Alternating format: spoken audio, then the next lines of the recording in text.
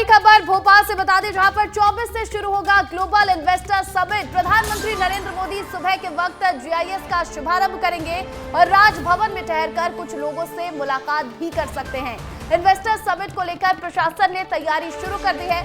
मानव संग्रहालय में ये इन्वेस्टर समिट होगा और 20,000 लोगों की बैठने की व्यवस्था होगी। मुख्य सभागार में 3,000 लोगों के बैठने की व्यवस्था होगी और जीआईएस में आने वाले उद्योगपतियों का पंजीयन भी कराया जा रहा है। तो देखिए, भोपाल में ग्लोबल इन्वेस्टर समिट की तैयारियां शुरू हो गई है। 24 से ये शुरू होगा ग्लोबल इन्वेस्टर समिट और प्रधानमंत्री नरेंद्र मोदी सुबह के वक्त जीआईएस का शुभारंभ करेंगे। राजभवन में ठहरकर कुछ लोगों से पीएम मुलाकात भी कर सकते हैं। आपको ये बता दें कि इन्वेस्टर समिट को लेकर प्रशासन ने तैयारियां भी शुरू कर दी है।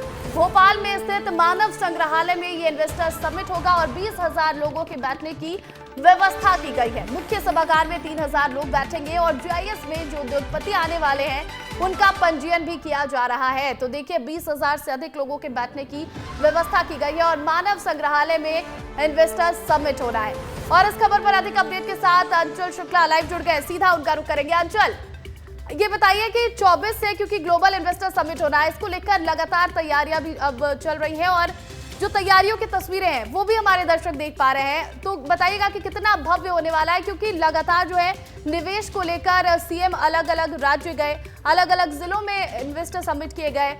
जापान से अभी लौट रहे हैं सीएम।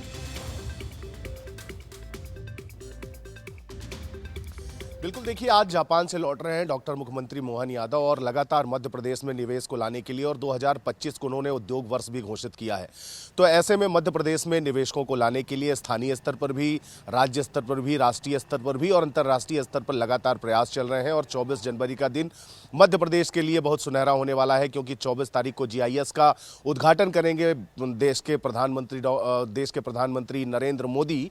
और वो सुबह भोपाल पहुंचेंगे और उसका उद्घाटन करेंगे और राजभवन में थोड़ी देर कुछ लोगों से मुलाकात कर सकते हैं। बड़ा भव्य आयोजन होना है। 200 एकड़ का ये मानव संग्रहालय है, जिसमें लगभग 20,000 से ज़्यादा लोगों के बैठने की व्यवस्था की गई है 7 अलग अलग जगहों पर। और 200 से ज़्यादा इलेक्ट्रिक कार्ट चलाई जा रही हैं, जो मेहमान आएंगे उनको वहाँ पर लाने ले जाने के लिए। और इसके अलावा बड़ी पार्किंग के लिए भी 4 अन्य अलग अलग जगहों पर पार्किंग की व्यवस्था की गई है।